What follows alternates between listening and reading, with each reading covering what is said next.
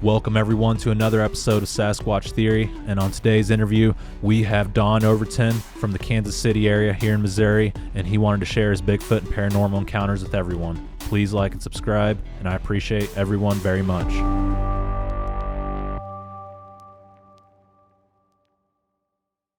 All right, Don, welcome to Sasquatch Theory. It's a pleasure to have you as a guest on the show. How are you doing today? I'm doing great. Doing real well. How about you? Oh, I'm doing pretty good. Not too bad myself. Don, you reached out a while back and you told me that you had some Sasquatch activity going on in your property. You are a Yeah. paranormal researcher. If you would, tell us a little bit about yourself and your Bigfoot and paranormal encounters from the very beginning, please. Okay. Well, I'm Don Overton. I'm with the Missouri Ghost Hunter Society.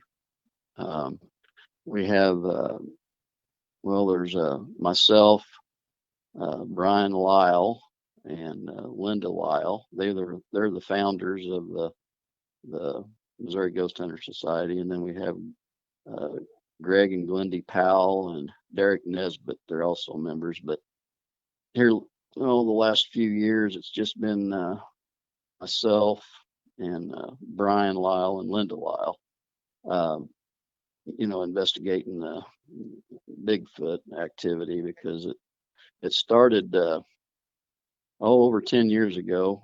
Brian uh, uh, Lyle, his son, had a Bigfoot experience in a conservation area. It's about, I'd say, about 30 miles as a crow flies from here, from where I live at my property. And he had what it was. He was sitting in his son was sitting in some tall grass about three and a half. He hiked in with his brother about 3.5 miles into this conservation area and real wooded area. Anyway, he got in some tall grass. It was in December, which was bow hunting season, first week of first actually the very first part of December. He was sitting in some tall grass and looking out to, um, you know, just getting ready for the daylight to hit. And it was kind of a moonlit night, I believe. And he was about 100 yards away from his brother, or maybe more, probably more than that. But anyway, a fog bank rolled in, and when this fog bank rolled in, he could see uh, underneath the fog, where the way he was sitting on this little hill in the tall grass, and he could see above the strip of fog. And out of nowhere, this he said 8 foot. It was at least 8 foot tall. Uh, Bigfoot, walked out of this fog. It wasn't. He said it was about 40. It was really close to him, uh, about 40 yards away, and he said that he could see, its legs and then the upper part of his body and his head and everything, and it turned towards him, but it didn't see him. But he was sitting there with that bow. He was pretty frightened, uh, bow and arrow, but he didn't know what to do. So he said this thing, it looked his way and then it turned. Well, its whole body turned when it looked at him. He said that was kind of odd, but when it turned back and walked away from him, he said it moved so fast walking. He said it was like it glided along, and it just about 100 yards. It was way down away from him, and then it just veered off into the woods uh, where he couldn't see it. So he yelled for his brother, and then they got out of there. And when he got when his Brian's son got home, he told him about the experience he had, and uh, so Brian called me, and we went out there about just a couple of days after that, in the early part of December, and we hiked in there with some equipment. We thought, well, we'll just go in there and see what. And the son went with us as well. The eye sighting that he had, he went in there and with us, Brian, Lennon, and I, and we went in there and looked around for prints. But on the way, we saw these pile of deer bones. It's like they weren't real large deer, but they were just piles, and that was weird because there'd be a pile of deer bones in one spot, and then about another 20 yards or so, or less than that actually. They were pretty close together. They were varied, on the distance, but they were pretty close, some of them.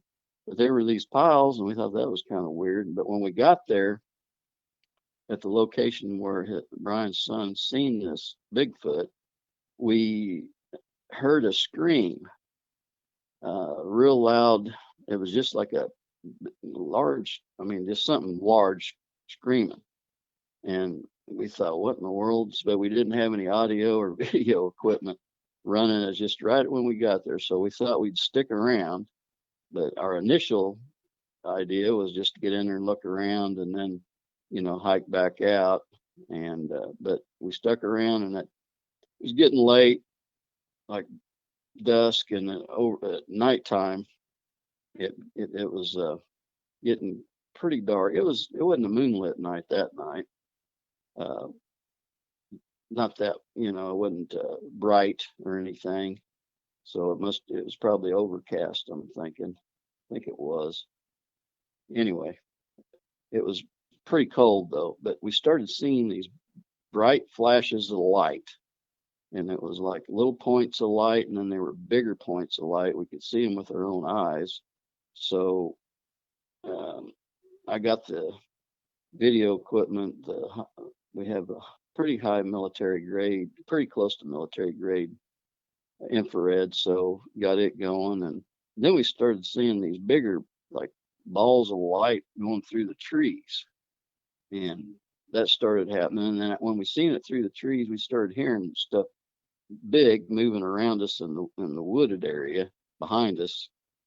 We were standing real close to that, and the brush is real thick brush. We couldn't see anything.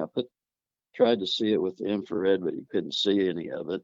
But anyway, we kept seeing these bright flashes of light and orbs. They were white, and the bigger ones, and there were some bigger ones moving along the ground. A few of those, we did videotape these, but with your own eyes, you could see them. And then some of them had kind of a blue tint around them. The bigger ones, you could tell. Now, the smaller ones, I don't know. They were more of a bright white.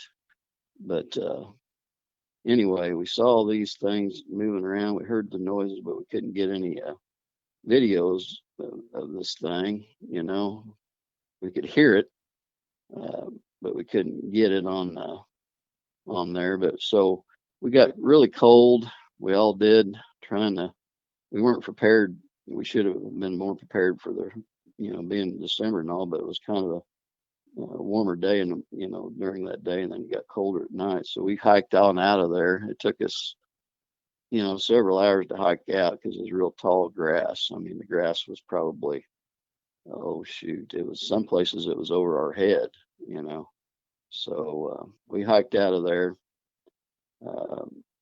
and got home and talked about it. So we went back again, and it was pretty close to a couple of weeks later. We went, probably 2 weeks, and we hiked back in there, and these lights started happening again. And we didn't get anything on video other than the lights, but it was obvious that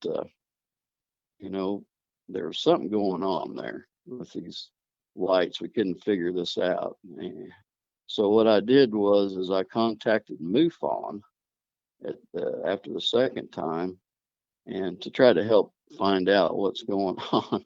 So this lady and her assistant come down from Kansas City. What was her name? Margie K. Her name was Margie K. And she come down and watched the video. She said, yeah, it's pretty weird stuff.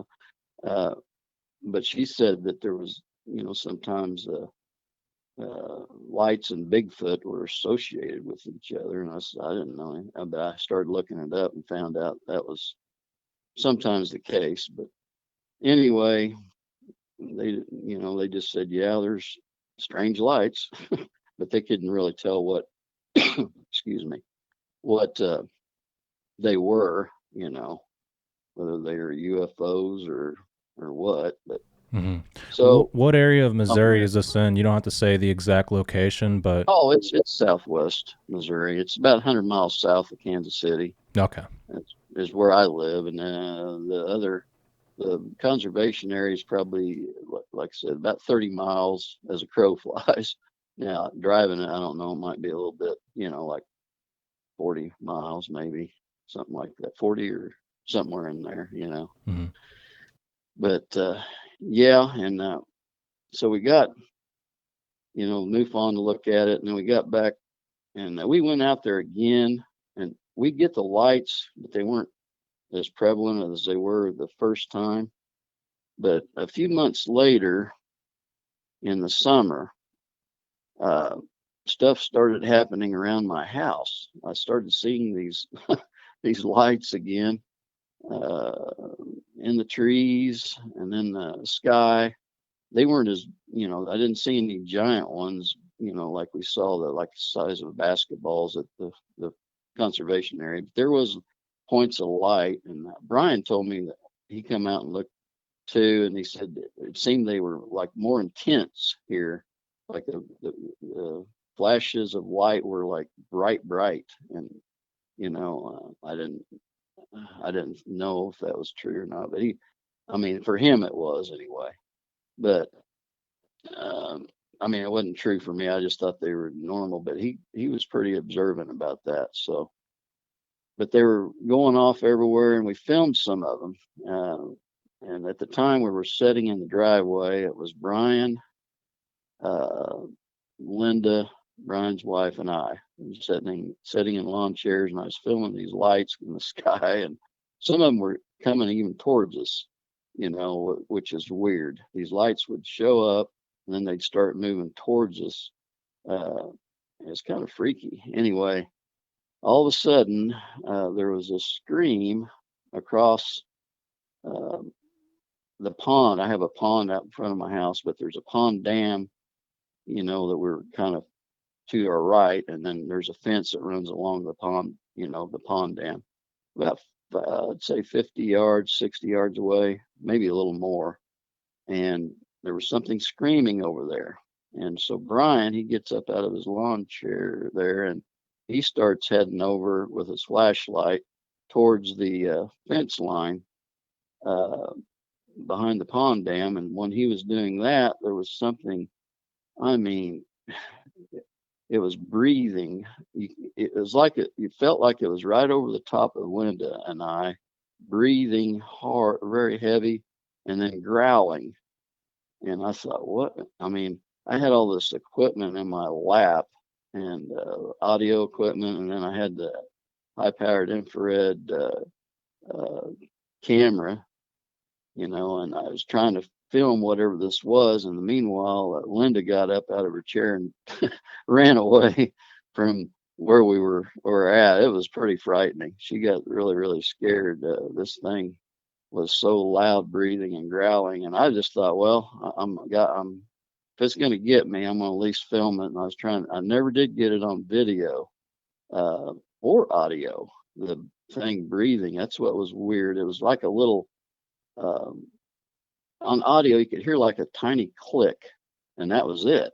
I mean, there wasn't any breathing or growling but the other thing we got on audio, the smaller, Brian said it was on two legs and it was about 5 foot tall and it was running away. He did see it.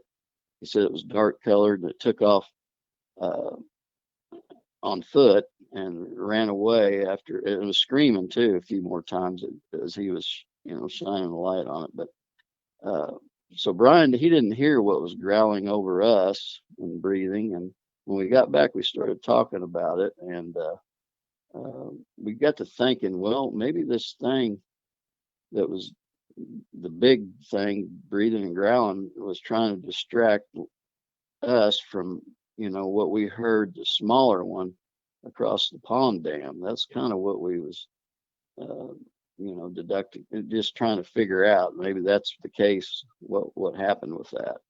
Um, but anyway, after that, we started setting up cameras. I have a solar, like a solar panel deal out by a shed that's kind of aiming towards the pond dam, or kind of a slant towards the pond dam area in the fence row. So, and then down there's a telephone line that goes through our property, and it's got a clear path for several. It's a few hundred yards it goes through there. So there's an opening between the woods, on each side. So we started setting up cameras, aiming down through there, and trying to get whatever we could. Every once in a while, it kind of reminds me like fishing. Sometimes, some nights you'll get stuff, other nights you won't. But we did started getting howls, and we got wood knocks and whoops, because I had a high-powered microphone, and we recorded these, and which is kind of weird. Sometimes it sounded like two of them were calling back and forth to each other. I thought, well, maybe. And then I got to thinking, well, could it be people out there doing that? I thought, well, it's late at night, midnight. There shouldn't be anybody, because it's nothing but woods, past us down there. So, but yeah, we got several of that. Then I got to thinking, well, if I can get them a little closer to us so we could film them, we finally we got them a little closer, where one of them ran across the telephone alleyway there between the woods, and it basically just along a little fence line back there, and I got it on thermal camera, because we was trying to get these with the infrared. We never would get anything to get close to us with the infrared, so we started using thermal. But I did get it, and it ran down that fence line, and I had a Bigfoot researcher come here to the house and look at it, and he said, yeah, it's probably about 7 foot tall. It's one, and ran across there.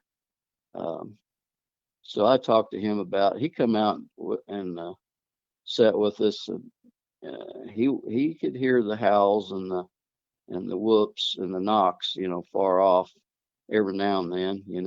We let him listen with the headphone things or whatever we had going on there. But he said he kind of deduced that we had probably 5 of them around there. And I thought, well, that's interesting. I think he thought maybe, well, I'll backtrack a little bit.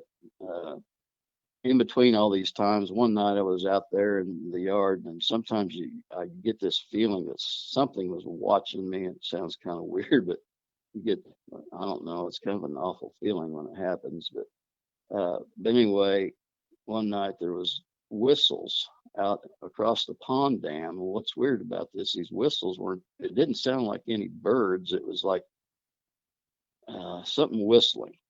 But there was 5 different ones, because they were at different, distances. But there was 5 different ones. So I tried whistling back, and it all stopped.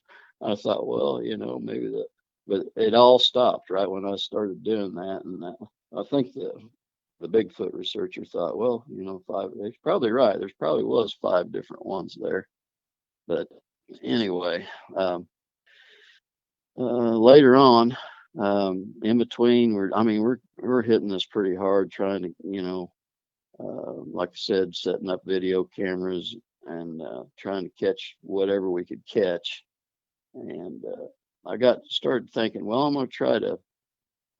I went online and looked up do a gifting thing. I thought, well, let me put this stuff out away from the house, here, and I put it in a little valley that goes towards the back of the pond. It's got a bunch of rocks and whatnot back in there, and trees. So I put up like a apple. I started out putting apples on a tree, and then putting the trail cam, kind of hiding it on the tree there, aiming probably 30, 40 yards away. I did this for quite a while for some time. And what would happen is these apples it's going to sound weird, but these apples would disappear, and there would be like a video little segment, but the apple would be gone. And I couldn't figure out why in the world, how in the world, because I set it on the quickest adjustment. I even tried different trail cams. I thought, well, I've got several different kinds, and they're all really quick, picking up on the infrared. But I never could get anything. But one time I did get, now I can't, say what it was. There was something hairy that showed up on one of the trail cam, and you can't make out what it is. I mean, you really can't. It's just hairy. And what's weird about that one is the apples was there, and then the hairy thing shows up. Whatever. I mean, it was real close, whatever it was, and when it moved out of the way, it readjusted the camera, which I thought like it moved it and adjusted it, lined it back up, but the apple was gone. I thought, what in the world? And I thought, well, could there have been two of them, doing that? And I couldn't figure that one out, but I don't know for sure what that was that, I did. And then I just, after that, I didn't get anything for quite some time that way. And I just quit feeding them over there. And so I thought, well, I'm just going to get more bold. And I have a table out past my patio about out of the front, in front of the house, about probably 30 feet away, kind of goes down towards the pond. I thought, well, I started putting apples out there with a trail cam fairly close. I hit it under like a bird feeder, and it was aiming towards that. And the apple, they wouldn't bother it. They wouldn't bother the apple. I thought, well, and I had apples that were just rotting. I'd throw them away. So I took out the trail cam. I thought, well, I'll just put an apple there. I took the trail cam out, and sure enough, the apple disappeared within the next day, which I don't know. I think they can sense cameras, maybe. But anyway, but that one time, this is a weird one. I put out a jar of peanuts, and I shouldn't have used one of my wife's really good jars. This was in like the summertime. No. This was in the beginning of the fall, towards the end of summer. That was about 2 years ago. So I put this little jar of peanuts out there and just kind of loosened the lid, I mean, I didn't make it real tight. So whatever it could get, it could open it. So I set that on that table, and it wasn't long, like within, I'd say 2 days, within a day and a half, 2 days, but this was in daytime. I went out there and it was there in the morning. I checked it, and I was the only one that knew this was there. It wasn't a real big jar, but it was, just a small jar of them, peanuts, and it disappeared. I thought, what in the world? It's gone. And I looked around. I went and got my video camera. I thought, well, I'm going to see where is it at, located or on the ground or wherever it was. I went all around the table, all around. There's 2 trees right in front of the table. I went all around this area and looked, and we even have it kind of gravelled there, just for decoration. And I looked around, couldn't find it. And I thought, well, that's weird. I videotaped, and I went back in and looked at the video, and I thought, no, it's not there. So, before I went back in, I said, I was just joking. I said, you guys took my favorite jar. We should bring it back. And anyway, I said that. I thought, well, what if they could hear me? Well, what's weird is I went back in about 3 or 4 hours later in the house. I was the only one there during the day. Went back out. I thought, well, let me walk over there and look. And right out in plain sight, we have a couple of railroad ties that are close to the table out there. And the jar was sitting there empty, and the lid was sitting right next to it. And I thought, how in the world? There's no way I missed it, because I went back, got the camera and videotaped, and thought, well, maybe I went back the same path I went, and no, it just showed up. So that one I couldn't figure out. I thought, how in the world? Of course, I was inside. It could have done it without me, seeing it or whatever. But that was a weird one. And then one time I hooked uh, I ran some. I had two apples, and I ran this real strong fishing line through it. I thought I'm going to get creative here, so put this real strong fishing line through the apples, and hung them about 8 feet. Oh, it was real high up in a tree, and I aimed a camera. I tried trail cam one more time. I put it towards this thing. It was in the backyard back there, kind of close to our driveway. Our driveway is like 900 foot long. We're the furthest back in here of anybody. Anyway, I had these apples hanging there, and overnight I went out there, and the next day the apples were gone. I thought, all right, I got something finally. And I looked down, and there was a pile of the fishing string. It was just sitting there in a pile, but the apples were disappeared. I thought, I surely got this thing now.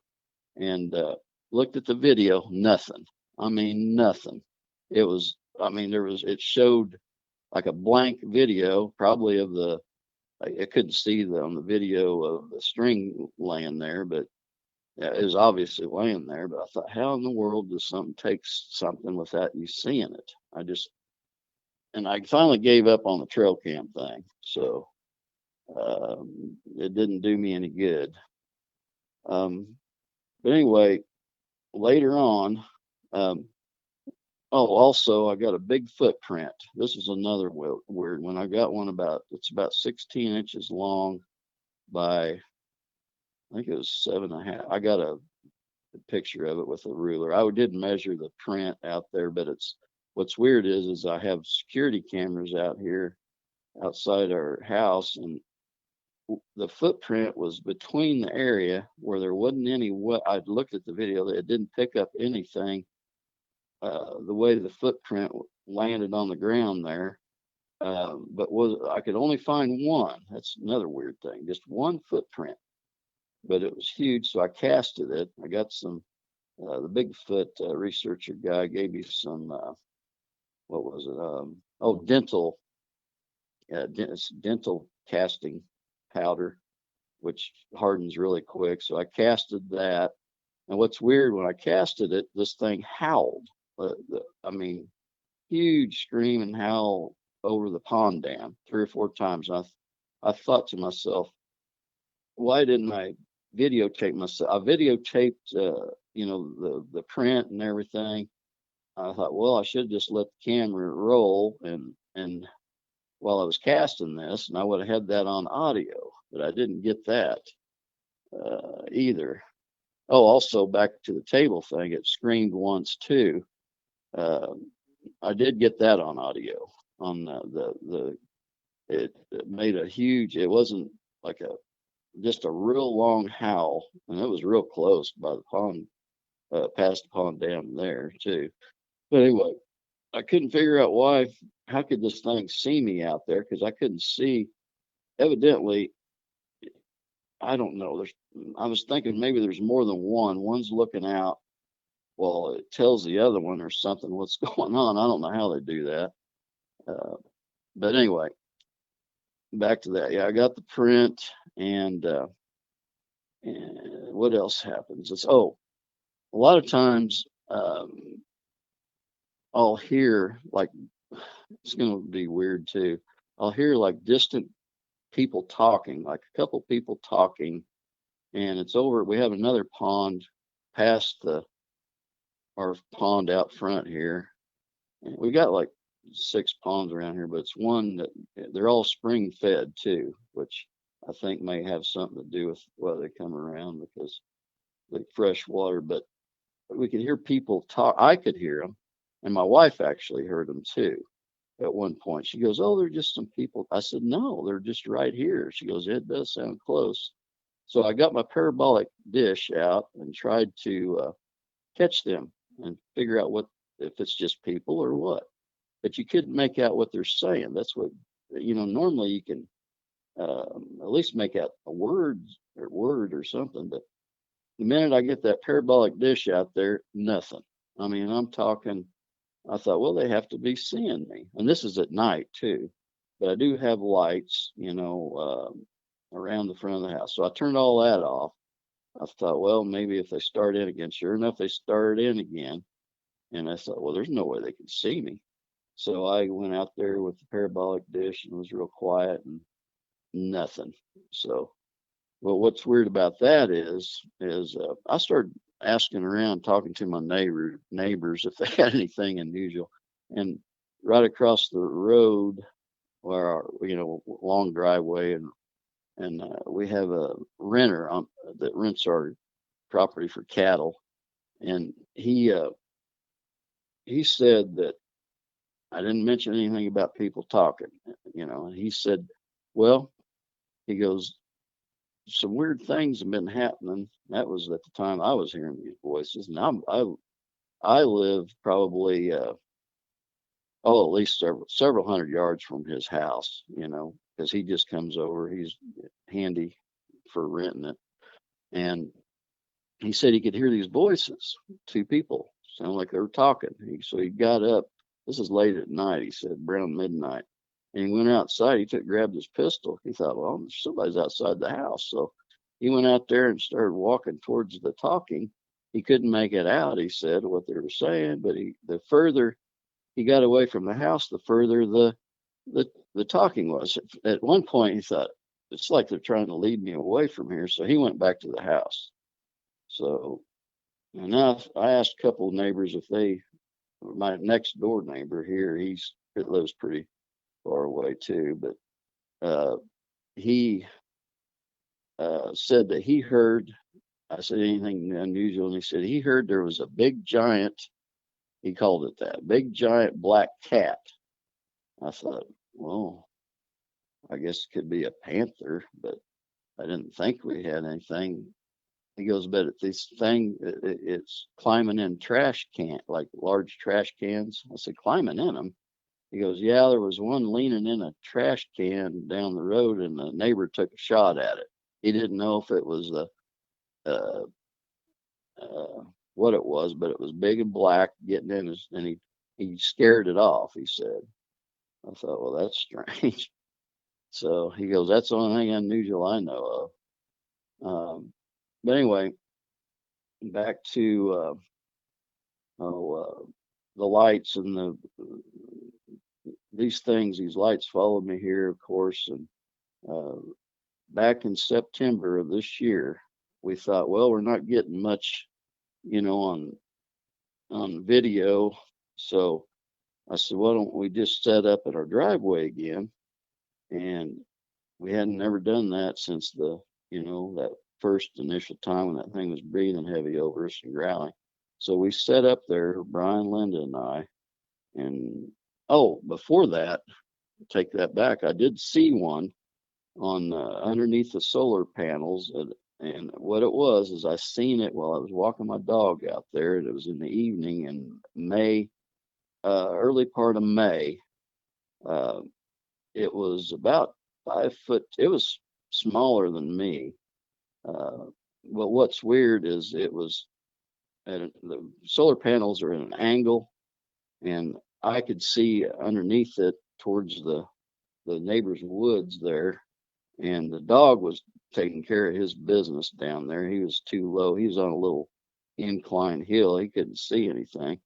And anyway, I seen it as I was turning. It must have been turning. I'm just guessing, but I seen the side and the shoulder and the head, and it was dark brown, almost black, and it was standing by a cedar tree, and it took off through the woods there on two legs. And my wife was sitting on the patio out front of the house, which she couldn't see us back there because it's away from the solar panel area, about 100 yards. Anyway, I went around to the house and took the dog. The dog, that's what's weird. The dog heard it moving through the brush and wanted to go that way, but it never did like bark or anything, which I thought was kind of weird. But anyway, took the dog back. I told my wife what was going on. I'm trying to hand my dog off to my wife, and I finally just took the dog in and grabbed the camera, and I ran back out there with the camera thinking, I'll at least get this on video. to back up though, I did see a footprint there in that area on my side of the property, because I seen this across the fence and the neighbors, but there was a footprint about, I don't know, 9 inches long. I thought, well, well, so I wound up casting that after all this. But anyway, I took the camera out there uh, and tried to videotape anything, but it wasn't the best camera, but it had good audio. And what was weird, it was real quiet when I had seen it. I mean, like super quiet. But when I went out there, all these birds came out, and I mean, I couldn't film the birds. That's what was weird. I got them on audio, but it sounded like hundreds of birds all around me, and I couldn't figure that one out either.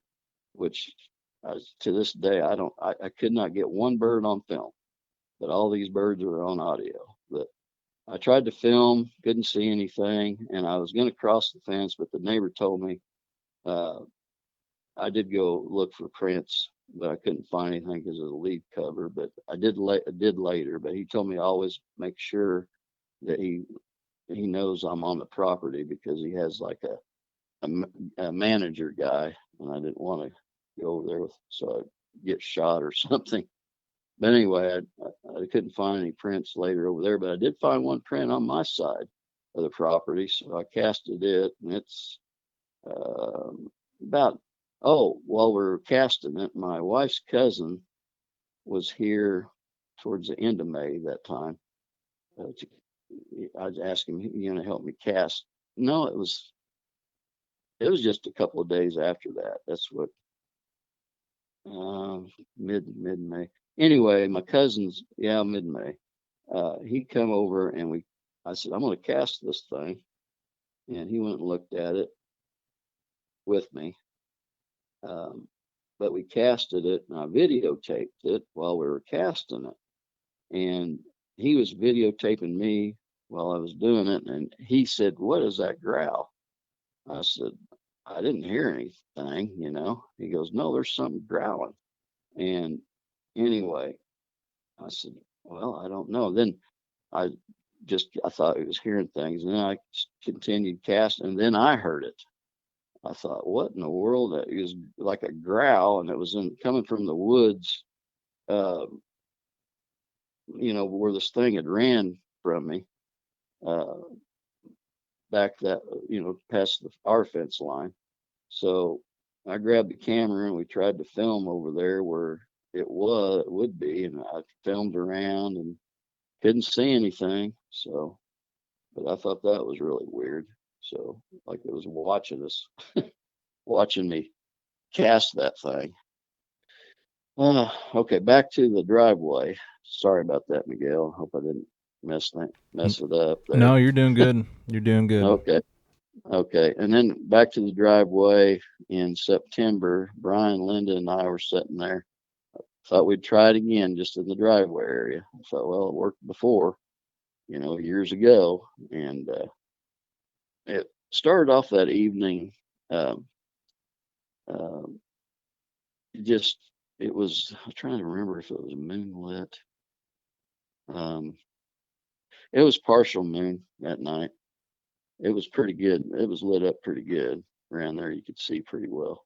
But I tried thermal cameras underneath the solar panels, kind of hide them. I thought, well, let's put them over there, and then along the fence line down the where the telephone line goes through the property there, goes in through a valley behind the pond, and you can see a long way. So I put thermals there, and I thought, well, I don't need any infrared, because when we use that, nothing usually happens. And sure enough, lights started showing up in the sky, which Linda spotted it. And she goes, there's something big moving in the sky. It wasn't a plane. It wasn't, I mean, it was pretty close too. And it was moving from north to south. And I thought, well, that is weird. And it was moving and stopped and then moved off. And then I thought, man, I wish I had my infrared. And then another one comes from behind the house. It starts moving across the sky, another white, bright thing.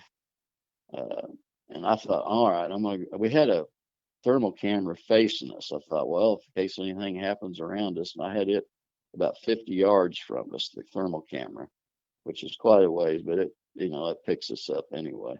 So I had audio hooked to that as well, but tried to film it with that, and it didn't. Linda said the minute I picked that camera up and aimed towards the sky, that thing just zipped out of sight. I thought, well, that's strange. So I set the camera back down, and we went back to just sitting there and just talking. And all of a sudden, I'd say within 20, 30 minutes, we could hear something breaking in through the brush across towards the same area. I seen this one littler Bigfoot in May, but you could hear something crashing through the brush. I did pick that up on audio, and you could clearly hear it from where we were. And we were a good 100 yards away from it there in the driveway. And then these rocks, it sounded like something banging a rock on a rock. I mean, like a bunch of times. And it was making this weird, like, I don't know, breathing. It's in between breathing and a call. That's the only way I could. It was but it was really loud. Like it was something, you could tell it was big, whatever it was. So I thought, well, shoot, I bet we got that on thermal, which we did get something. I mean, you can see like a head, and you can see two legs, but definitively, it's all together. I couldn't, but there's something pretty big, standing by a tree, see a big head, and then legs moving off to the left of the tree on the thermal later. But anyway, Brian went over there, and he said he could see eye shine, and he said he swears that thing was the eye shine inches apart was like 16 inches. I could see it too, but I didn't. The thermal wasn't. It was picking up a blob on the thermal, but it didn't. It didn't. I couldn't see the eyes, but I could see it with my own eyes when Brian shined his light on it. So I ran back and got the infrared. Oh, there was a cow, two cows over there further away, in the wooded area, because the neighbor does have some cattle, not very many in there, but whatever was coming through there wasn't that. And Brian said later the eye shine, apart because it was looking right towards him. Your cows will have eye shine on the side of their head, normally you can't. It's not going to be like 16 inches apart, but this thing was huge, and we couldn't figure out. I still got my infrared camera, couldn't see it in that. I did pick it up on thermal, but we kind of, I don't know, Brian was thinking there was more there that night because he could see something moving off again, but he couldn't make it on our side of the property. So he goes, it definitely wasn't any cows because we didn't have cows in here at that time. The neighbor didn't. I mean, the renter didn't. So something was moving off away, and two different ones. Yeah, he said two different ones were moving very fast away when he got to the fence line. So he kind of figured together. We kind of figured there was five again. So a bigger one and then some smaller ones. So, but evidently us talking up in the driveway, I don't know what that. Maybe it attracts them that were, I don't know. But I got to thinking also over the years on why we couldn't hear it breathing and growling over us. I mean, we could hear that, but I mean, see it. I meant not hear it. We could obviously hear it growling and breathing, but the video part and the audio part not picking it up. I was thinking it could have to do with quantum physics, because I read somewhere, I can't remember where, but our vibration and frequency and our reality, comes down to where what we see is like our own channel, like on a TV or whatever. that's what we see in our reality, and hear. And then maybe Bigfoot can go from one reality to another. That's the only thing I could come up with is why we didn't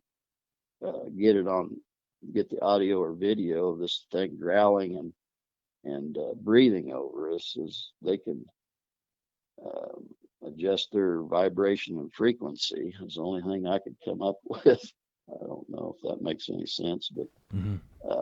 that's because it boggled my mind for quite some time. It still does, that you can hear something so loud and you can't. It's right there, but you can't see it, and you can't get it on the audio. It's really bothered us all for quite some time.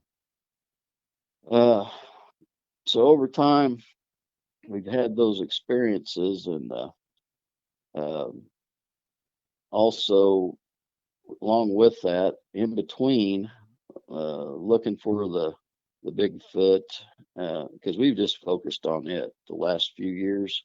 We haven't done. I think we did one paranormal investigation. Oh, back up. We did go. Somebody told us we needed to go check out what they call a location of Witch's Bridge. That's another one. We went to for a short, just an investigation to go see what it is. It's a bridge over the Marmaton River, kind of close to Nevada, Missouri, outside of Nevada. And we went out there and late at night, and there was a moonlit night that night too. That's been about, I'd say 5 years ago, something like that, in between looking for it here. But the Bigfoot, that is. So we thought, well, at that time, also, when we're on paranormal investigations, we kind of keep that separate. We think, because what they said is there was some ghostly thing going on out there at the Witch's Bridge. So he's out there looking around, but we was walking down the bridge, and all these little rocks come flying at us on the bridge while we're walking across this long bridge, and these little sticks were flying. We thought, where are they coming from? And they'd land real close to us, and we thought, what is going on? So we tried filming whatever it was, and we come back off the bridge, and it'd stop, as we'd come off, we'd stop. But the minute we go back on, these little rocks, you could even hear them hit the metal area of the bridge. Anyway, we got off there, and that was Brian and Linda and I on that. But what's weird about that one is I thought, well, I had like a little ghost box thing, and so I got the ghost box. It scans radio stations really fast, and so I had it set super fast, and it picked up I asked what was there, and it said clear as day. Just right after I asked it, it said Bigfoot. I thought, well, that's kind of weird. But right after it said that, then we heard something across away from the bridge going through the brush, and I did have some high-powered infrared.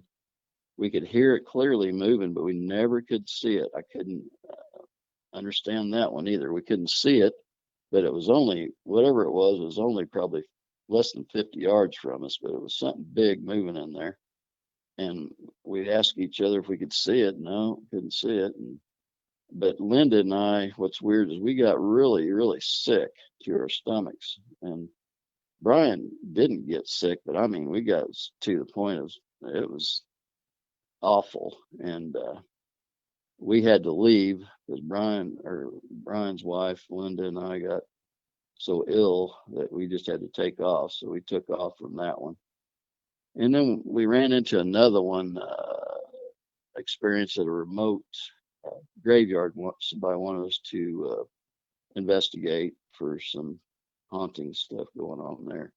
And when we went there, there's sticks being thrown at us from the trees around there. It was a really remote uh, graveyard. We thought that's really strange, and we kept filming in the wooded area. Never did see anything, but these sticks were flying at us.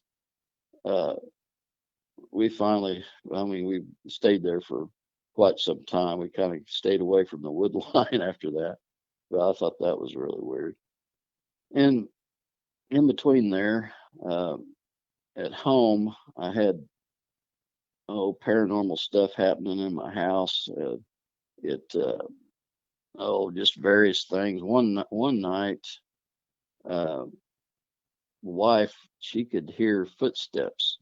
She said it sounds like something walking in a on a floor above us.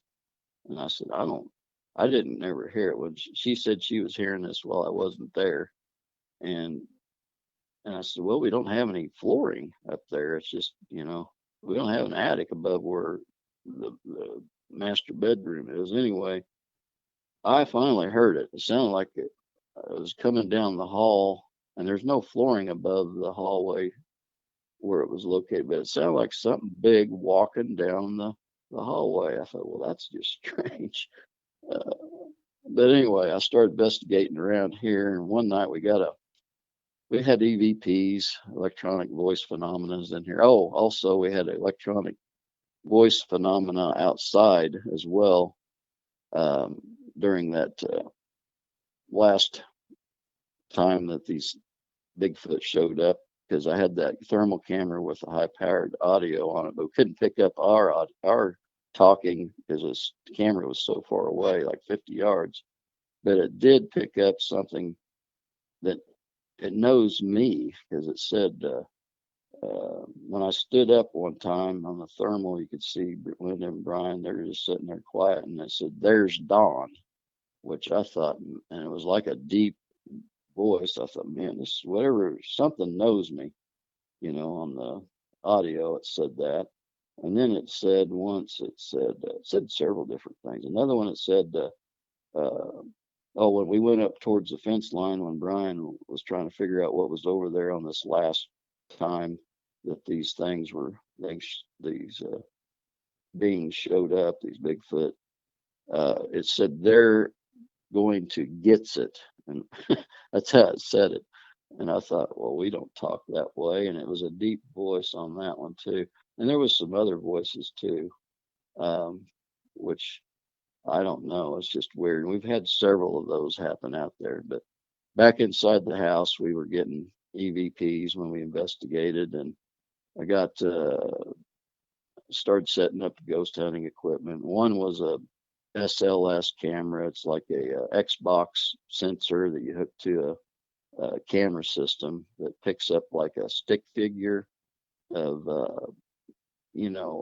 like if you're in the Xbox, you know how if a person has played it, it picks up your body in a stick figure form, but this thing will pick up anything that's there that you can't see. Well, there's a stick figure looking thing comes through the window where I had this thing.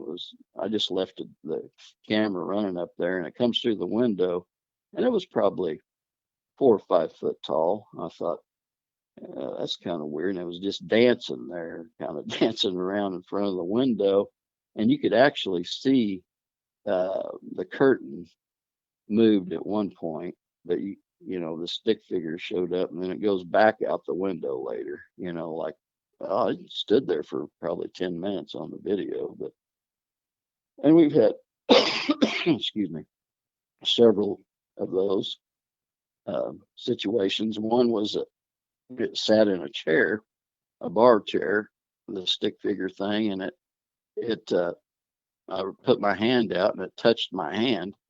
You could see the figure do that, but we couldn't see it, but it showed up on the SLS camera, and it was touching my hand, but it was just sitting in the chair. What's weird, it was kind of squatted on the chair, reminding me like an animal would do, squatting on the chair, but it was touching my hand, and we got that on video. Various EVPs. One time I come home in the summer and I needed to mow the lawn. That was been about 6 years ago. Coming in the house after mowing, I was the only one there. It was pretty hot. Walked in the front door, and the TV immediately goes off. I mean, immediately. I thought, well, electricity went off. I thought, that's weird. But then I looked around. Well, the electricity is still on. The TV went out, and I mean, 5 seconds after maybe 10 after the TV went out. I have a CD player upstairs with a 5 disc CD deal, but you got to shove it into the player and make it play to make it work, and also open the glass to do that, which I always keep shut. All of a sudden, that thing come on. I wish I could remember the song it played, but I mean, full blast. This thing was blasting. I thought, what in the world's going on? So I go upstairs, and of course, the glass door's open, and which I always keep shut, and this thing's playing. So I ejected the CD changer and got it to stop. And I thought, well, that is strange. So as I was walking back downstairs, going past our laundry area, the washing machine goes on. And I thought, what in the, and finally it just turns on, this washing machine. And I'll go in there and I push the button off, and I said, that's enough. Whatever you are, you need to stop. And it did. It stopped. I thought, what else was it going to do anyway? And we've had stuff, just off and on hauntings, but over the years I figured out that if you go to places that have names, like we went to that Witch's Bridge, or if you go to something else, Devil's Mountain, so to speak, if there's one, or if somebody calls it that, there's something going on there, and it could be related to Bigfoot, things like that people name, because we ran into that thing at Witch's Bridge. And of course, here I found out later, not far from where I live, a neighbor sent me an article. Was Ghost Hollow is what they call right. I mean, real close to where my house is right here. And I thought, Ghost Hollow. And I looked up the history on that, and I thought anything that's got a name, has to be associated with that. But anyway, I think, let me look on here. I was just seeing, I had a few notes I was putting down just to see if I covered everything, because I didn't want to leave anything out. I just wanted to make it important that people know that these things, I thought, this is weird, all this haunting stuff and stuff showing up in your house or around your house. If you see one of these things somewhere else, that I don't know how it can follow you. See, I'm about 30 miles as a crow flies from that conservation area where all those lights showed up, and then back here at my house they showed up, and then that Bigfoot activity showed up here, which I mean, Brian's son's seen that 8-footer, and I don't know if the same 8-foot Bigfoot was here, but there is several. I did look online. There's several sightings. I went to a sighting site. There are several that has happened real close from where I live. I didn't realize that. Across different people see them crossing the road on a highway, close to me, and even further south. I mean, they're just several sightings. So they're around here, but I don't know how in the world they could follow a person home. I don't know if they communicate with it. If there's more than one clan, they say, hey, go check out this guy. He visited us. We'll visit him. I don't know if that, I mean, if that goes on, that's one thing I can't figure out. And I've had people tell me that the lights and Bigfoot really aren't associated with each other. And I thought, well, I do have sand rock here at this location, but we checked out that location there at the conservation area. It didn't have the sand rock, with quartz in it or anything. But I do have some of that here, but that, that shouldn't, I mean, the only thing I could think of is electromagnetic, energy in that, but that's not going to cause the lights because they never happened before here, after the Bigfoot encounter that Brian's son had while he was bow hunting, and then the ones we've had here. Uh, me seeing that one underneath the. Oh, my wife seems to think that I, I told her I seen one. I was so excited coming around there when I seen that under a solar panel. I said, I just seen one. She goes, what, a Bigfoot? I said, yeah. And she goes, oh, she goes, it's probably a bear. I said, no, wasn't no bear. I mean, it was on two legs. I mean, running away from me. I don't know how a bear, if they can run, I mean, they may be able to stand on two legs, but not run. Anyway, she thought it might have been a bear that had mange. I thought that was. I said, no, I know what I saw. It was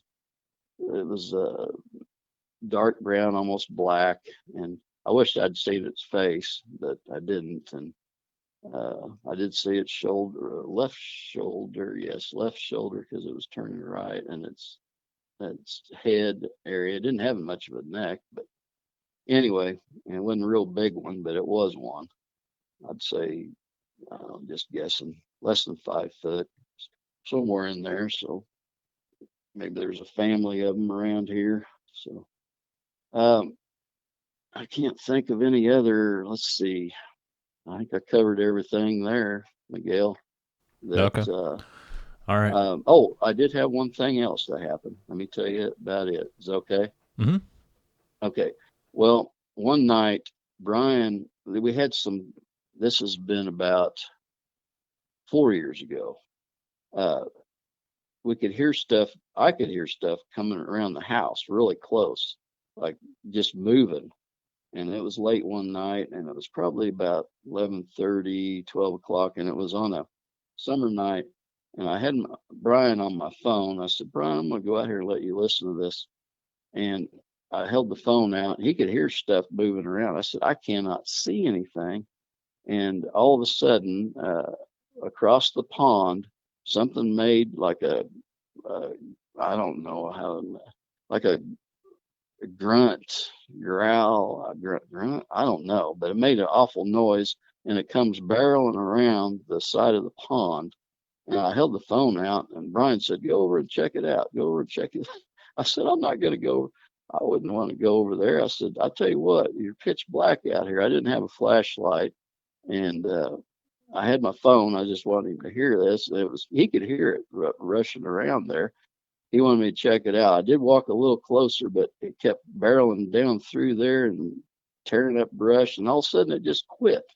I said, it just quit. I said, Brian, it just stopped. I don't know what's going on over there on this, towards the side of the pond where it was getting closer to me. I said, I don't know what happened there. I don't hear it anymore, and I don't know if it's like out of the brush coming towards me. So I backed away and went back to the patio.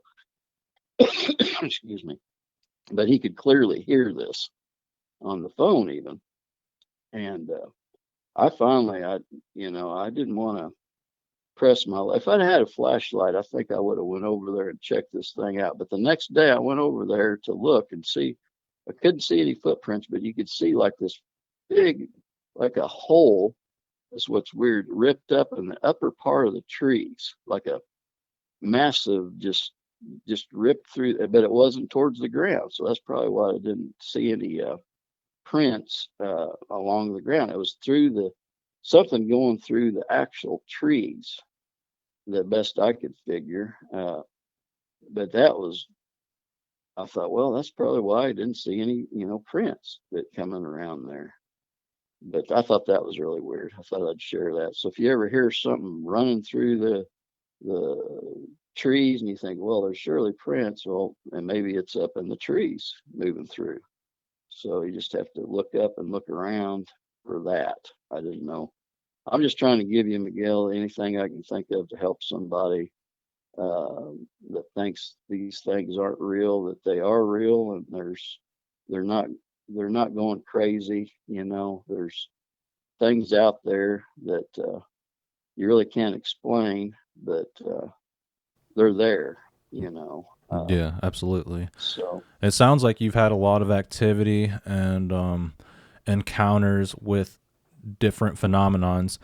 yeah. So, do you feel like this activity is all connected? You mean between The the the lights and the hmm hauntings and all? Yeah, I do.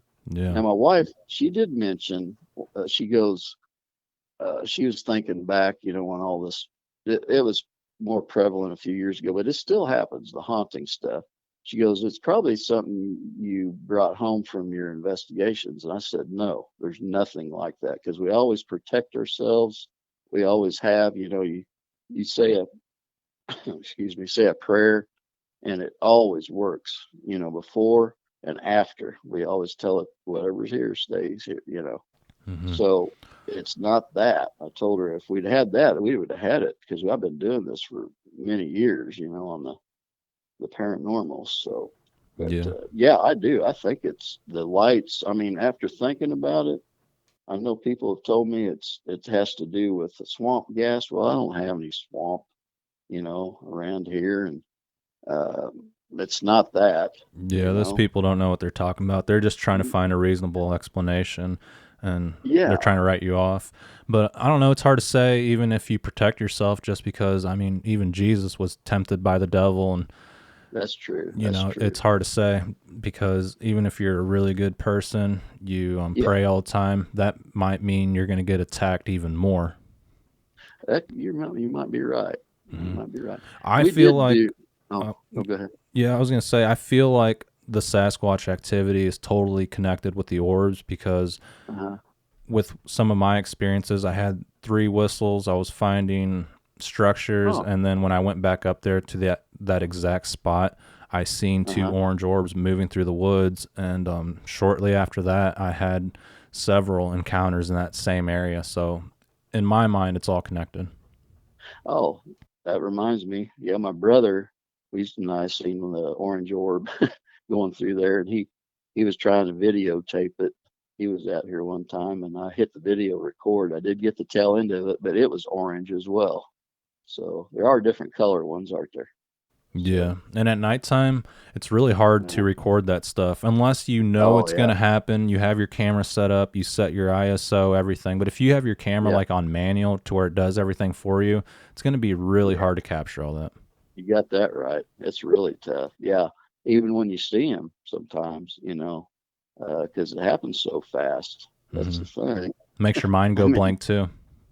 well, yeah, hey, that's true. It has at times. It's like, what in the world? So that has happened to you too, sometimes. hmm I've Huh, seen several orbs in my days. Another thing you mentioned was the peanut butter jars. I found that to be yeah. really interesting, because whenever I was gifting the Sasquatch, this one Hmm. time I left two peanut butter jars on a stump, and it was Yeah. right when it got dark. I went back right when the sun came up, and the peanut butter Yeah. jars were gone, but both of the lids were sitting right there. Wow. Yeah. See, something had to open it up and take it. Later on, I ended up finding the jars like in some blackberry bushes, and another one Yeah. was like 50 yards away. But I don't Huh. know. It's hard to say if it was them, but what else could do that? I feel like if raccoons did it, they would have carried it off and not just left the jars sitting right there. Yeah. Oh, also, I forgot to mention that earlier. I had a heavy water dish. I have a dog pen that's 5 foot high for a big dog out to the side of the house, and I have a real shiny. It's shiny, and it's heavy water dish. And I went out there one day, and the darn water dish was gone. I thought, well, there's no way, because I have the gate shut, nothing could get in here. And I looked across there, and it was about 50 yards from the pond, and this water dish was laying there by the pond. I thought, what? And I never did go over there to get it. I thought, if they want it, they can keep it. I just got another.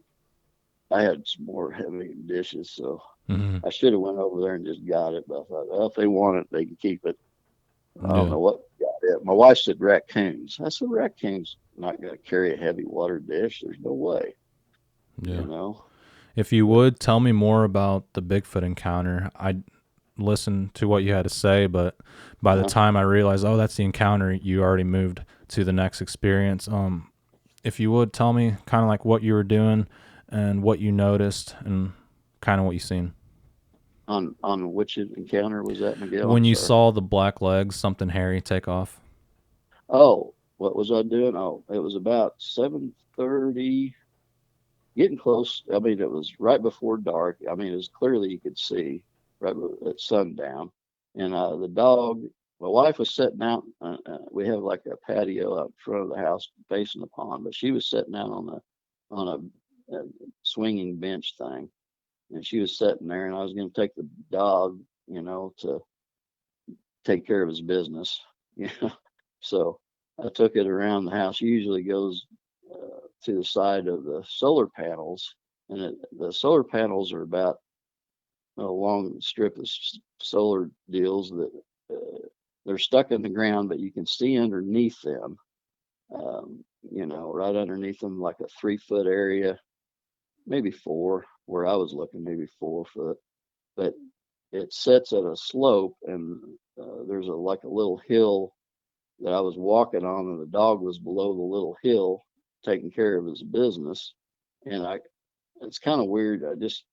Some reason I turned around. I don't know why, but as I was turning around while the dog was doing that, taking care of what she was doing, it was standing by a little cedar bush. It was a little taller than this little cedar, but there's several trees there on the neighbor's property, which is about, the thing was only like 50 yards from me. I mean, it was pretty close, and it was turning to its right, and I guess while I was turning towards it, and it took off right when because it was turning as I was turning. Evidently, it didn't think I could see it, but I did, because it was probably looking at me through its opening there, underneath the solar panels. But it was turning, and it was dark colored. I couldn't see any face. I could see the side, uh, the left side, the shoulder, and the two legs. And it wasn't real thick or anything. It was pretty, thin actually, and took off. I mean, not real thin, but it wasn't like a wide um, Bigfoot creature. But it took off really fast. That's what got me, is how fast this thing moved. I mean, like super, super fast. It it disappeared because it's kind of a thick area there, and I was wanting to go over there, but there's barbed wire fence in between our property and the dog who just got done. The dog wanted to go over there and look at it. The dog did, uh, because it heard it move, but it didn't see anything. But I wanted that dog to get back to the house as quick as I could, because I was going to tell my wife, and I was going to get something to go out there and try to catch it on film. So, but it was dark colored.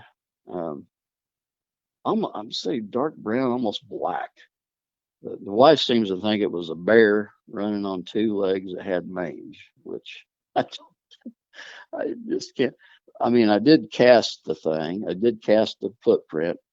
Uh, I couldn't make out the other footprint. It was on my side of the property. The footprints is what was weird. I couldn't see anything because there's so much leaf cover over there. When I was looking for it later, the leaf print. I mean, the footprints and the leaves. I couldn't see anything. Um, but when I went out there with that camera, is what got me, is making all those bird sounds. It was real quiet before, and then all these birds showed up, which I cannot. But I couldn't see them, but I could hear them, and it picked up on the audio on the camera. But I thought that was really weird. Uh, but anyway, I went and got a camera after I put the dog in the house, and uh, ran. I ran. Uh, my wife just sat there. She doesn't really believe in this sort of stuff. She's trying not to believe in it, I think. But Yeah. Do I you think feel she. like the Sasquatch followed you from maybe your research areas? You know what? On the last one, between the lights at the conservation area and here, that was too much of a coincidence, because just a couple months later, these lights started showing up here, and that's the first thing that entered my mind. Something had to, especially after it was breathing and growling over the top of us, because we wasn't expecting that at all. It was really frightening, especially for Linda. I can still hear it to this day. In my mind, the growling and I mean, it's just something huge growling over the top of us breathing. But I don't know if there's. I did read later on something about hitchhiker effect. Now I don't know if that's true. I don't know. But I did read that later on. But I don't know how that could work. How could a hitchhike, if it's um, being, how's it is it going to get in your car when you can't see it or what? Because I'm traveling at 70 mile an hour. How does it know where I live? You know, uh, so it just seems weird to me. Don't Yeah. I mean, have you had that happen from one location to another? Or, Oh yeah. Yeah, I've had that happen several times, and it seems like huh? they follow people, and if you're marked, they know where you're going to be. And just because I've had areas where as soon as I get out of the car, I see something, or if I Huh? go to a new area, I find all kinds of things, and it's just coincidence, like oddly unusual. Yes, yes. So maybe it's that one at the Witch's Bridge. Maybe maybe it could have followed us there somehow, or you know what I mean? Because like most And people say, they've never found anything, seen anything, and then I'm hmm finding things all over the place. So it's like, are these things following me, or am I possessed? Are these things shapeshifters, or are they just extremely intelligent and they can go miles and miles and they can find you? I think that's might be it. I'm not sure though. I really don't know. I don't. I just it's kind of mind-boggling, isn't it? Yeah, if When I you didn't see think the about. orbs, I wouldn't think that. But when you see the paranormal or hear it Mhm. associated with Sasquatch, it starts opening up your mind to new possibilities. Yeah, definitely. Now I have seen tree twist and weird tree stuff. Oh, I had trees getting knocked over here too as well. I mean, huge trees. So hmm that has happened. Yeah, and So. people have to understand that, when you tell somebody about a normal Bigfoot encounter, I mean, I don't know what's normal about it, but let's say one crossed the road, there it was, and it's Mhm. gone. Like regular people have a hard time believing that. But when you include the paranormal, even Bigfoot believers have a hard time believing that. They'll say, oh, that's Yeah, horseradish. That's not true. These yeah, things are naturally living out there, and there's yeah. nothing like that involved. Yes, I know. I had one uh, more prevalent Bigfoot guy ask me a question on some lights that were close to.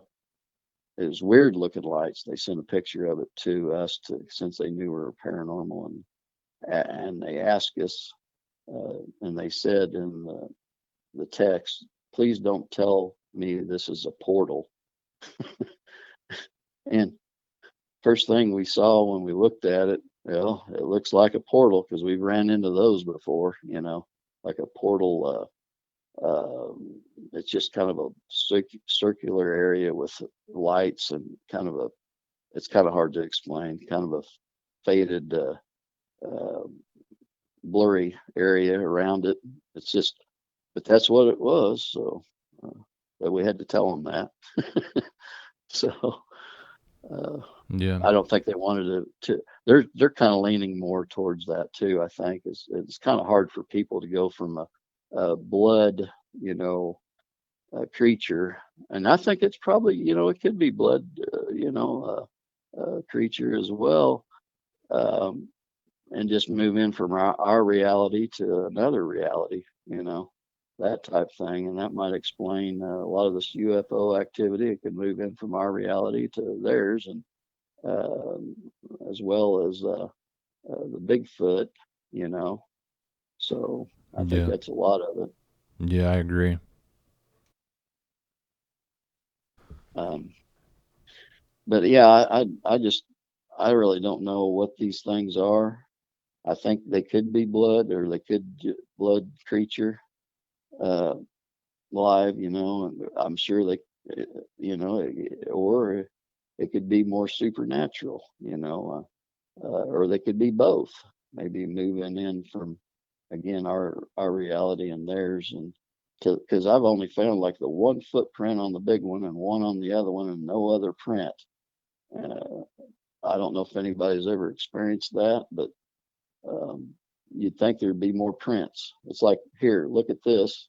I'm going to put this print here, and for me to find, and it just seems weird. It's Yeah. almost like they want to make contact, but they're afraid to, or I don't know. What do you think on that? I don't. Well, it could be that they get on all fours, and when they move really quick, they're not leaving much of a track because they're on their knuckles and on their toes. But also, you have to think Yeah, that people mention cloaking the orbs, yeah, and if they can disappear, they're not going to yeah, leave very much evidence, and that could be an yeah. answer why we don't find bones and things of that nature, That's a good. especially if it's Yeah, connected with like aliens, UFOs, yeah, portals, things like that. yeah. That reminds me of that one that we got on the thermal that ran across, about 100 yards from where we were at that time. And the Bigfoot guy saw it, or Bigfoot researcher said it was about 7 foot. It went down on all fours. You could see it like running, and then ran for quite a ways, and then it just jumped down, you know, and scurried through the brush, which I thought was kind of weird. Yeah. So, What kind of infrared were you using? um, the infrared camera, you mean?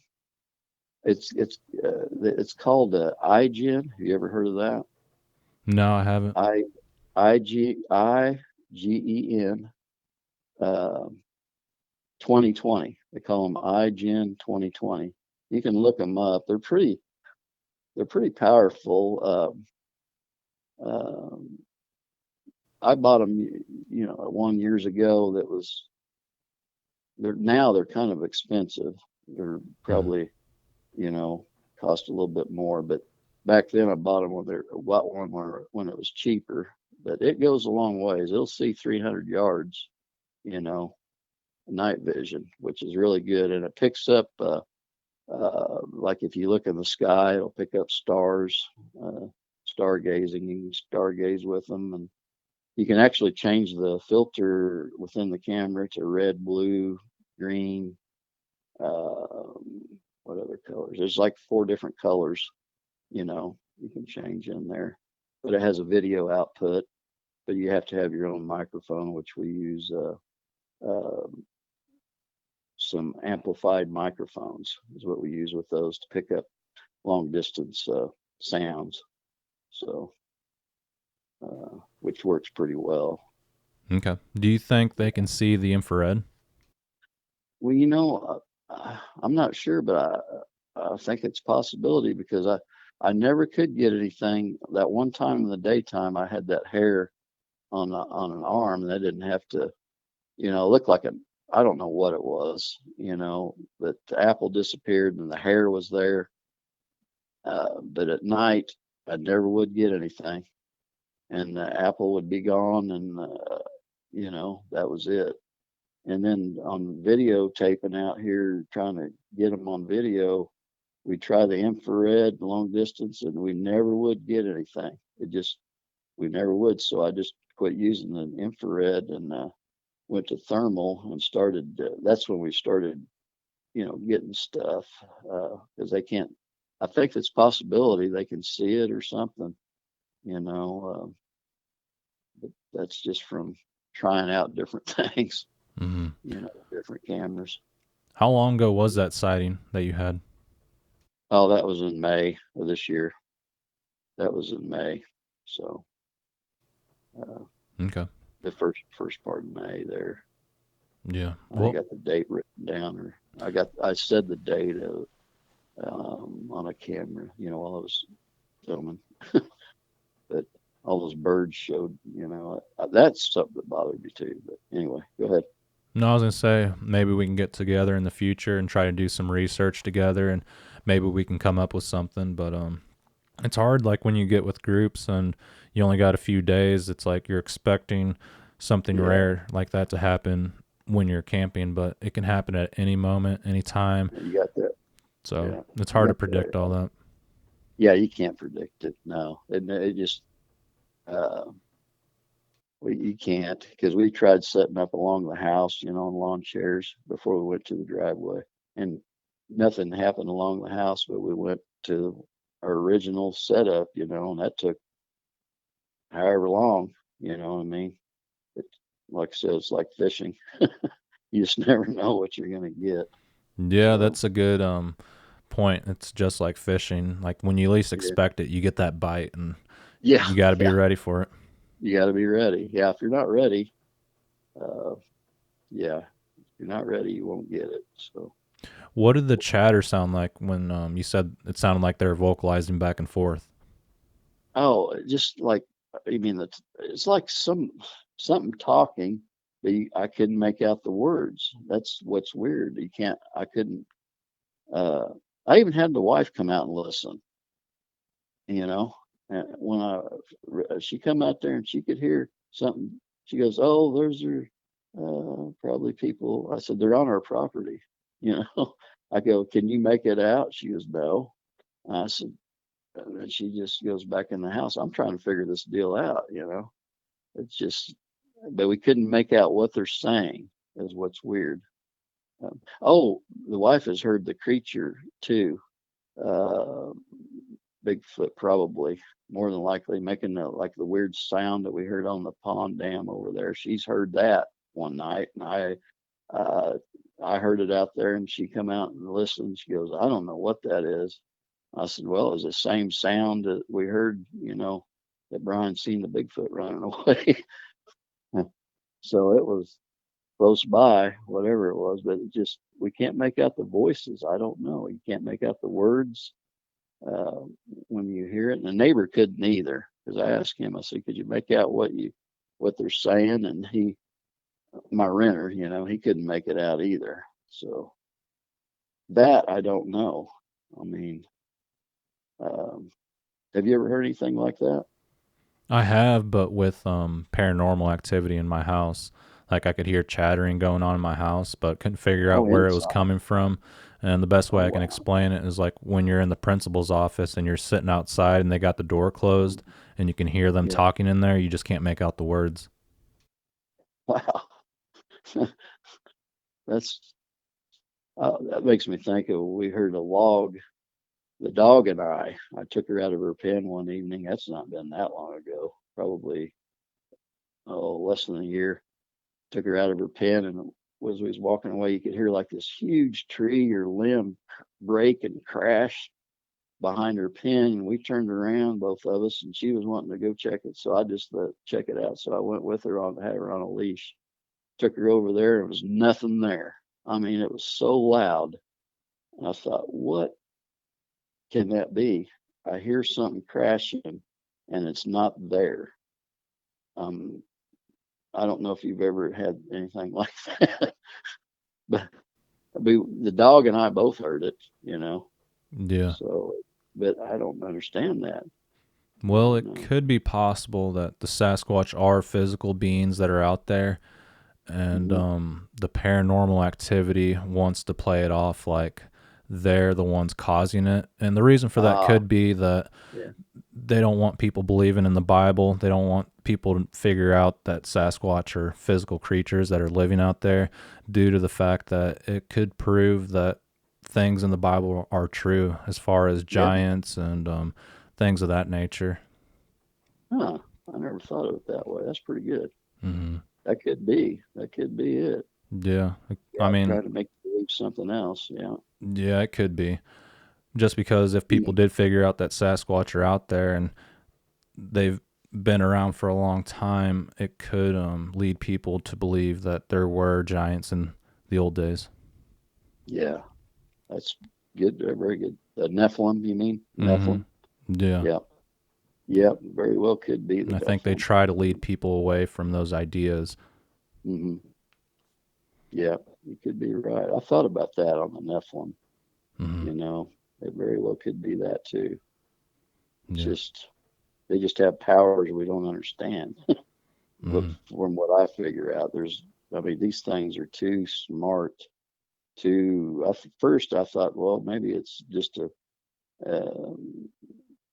dumb ape running in the woods. No, it's not that at all.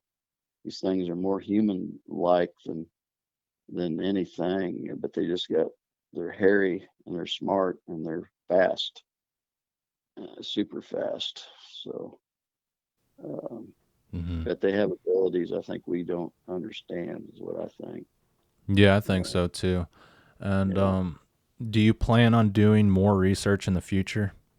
Oh yeah, yeah. That's about all that's just Brian, Linda, and I now. It's not. Yeah, we're going to do some more. Yeah, Okay. for sure. All right. Well, I think that pretty well answers all my questions. And like I said, it does sound like genuine Bigfoot and paranormal activity. It's hard to say if it goes hand in hand or if it's just coincidence that you've experienced different phenomenons. Yeah, yeah. It could be coincidence, but it's just I've done the paranormal so long, and before all this Bigfoot, once I had the first contact, and then you know, it just seems to it's more than a coincidence for me anyway. Yeah. But you're right, it could be though. It could be, Yeah. but And after it just investigating the topic for so long yeah. and listening to a lot of people's testimonies, do you think these are physical creatures living out in the woods, or do you think that there's something paranormal associated with them? I think you've already answered that, but I think it'd be good for Yeah. people to hear this.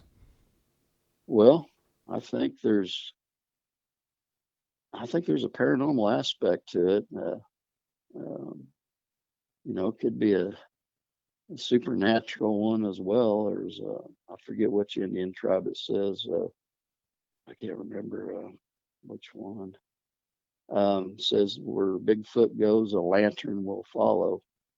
I can't think of the name of the tribe, but that's what they've said for years. A lantern, like a light.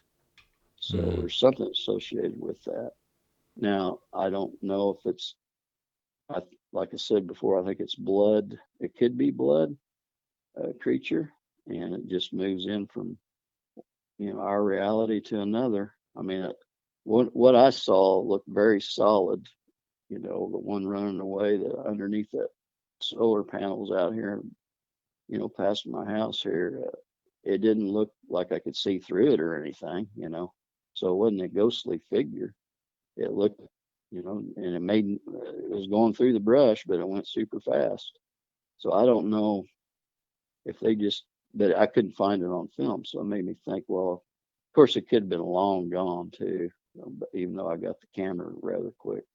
So I don't know. It's probably more supernatural and paranormal, uh, a mixture of both, I think. And who knows? It might have two different kinds of Bigfoot running around. There might be some giants, and there might be some smaller ones, and different type. Or Yeah, yeah. uh, There's like little people, feral people, yeah, Sasquatch, giants. It's really hard to say. yeah. I mean, there could be several different kinds too. So I'm Mm-hmm. just trying to figure it all out. I'm not an expert by any means, that's for sure. Uh, Even though I've seen ghosts, with my own eyes, and uh, seen orbs and interacted with orbs and locations, paranormal locations. I have done that. Mm-hmm. So this is a whole different deal with the Bigfoot. Yeah, So yeah. I tell people all the time: the more research I do, the less I know. yeah, you got that right. Oh yeah. I mean, yeah, I mean, really. I mean, something else pops up. It's like, I mean, it's how far. What they say, I've seen people say, how far down the rabbit hole do you want to go? Well, being a paranormal researcher, I'll go as far as it takes me. So, um, but now I Yeah. guess I'm a Bigfoot researcher. So It's if you like want, going out to space, like once you get out there, now there's so many places you can go to, or going into the yeah. deep ocean. It's like that's just the Yeah. beginning. Oh yeah, yeah, and you got to keep an open mind about this stuff. You really do, because if you you keep a closed mind, like this is just a blood creature that's running around, live creature, and it has footprints and that's it. No, I mean, if you keep a closed mind, it might be, you don't look at it, something else might be going on with this thing. You're never going to find it out. You know, there's a reason why we don't find the bodies of these things. There has to be, or they'd found one by now. Yeah. If they were just physical beings out there in the woods, they wouldn't hide it from us. There's got to be a reason they hide it, like the UFO subject. Oh, yeah. Yeah. I agree. Yeah. Yep. All right, Don. Well, I think that pretty well covers your encounters, your experiences. And do you have anything else you'd like to add? Just that I hope people, learn to realize these things are real, and that keep an open mind, and you're not crazy if you see something, and just try to help one another. That's what I'm trying to do. So yeah, I appreciate it. Yeah. Well, thank you, Miguel. Yeah, Don, I appreciate you for being a guest on the show and for taking the time to share everything with all of us. And if you experience anything else, see anything else, feel free to contact me. Okay, I sure will, Miguel. All right. Well, you have a happy new year. Oh, okay. You too. Have a great new year. Yep. Thank you too. And you take care, man. All right. Bye. Bye. All right, Don, thank you very much for sharing your Bigfoot and paranormal experiences with all of us. And hopefully we can get together here in the near future if you would like to go on video and do an investigation. Let me know, reach back out, and I appreciate everyone for watching. Please like and subscribe, and email me if you have an encounter of your own. Thank you, everyone.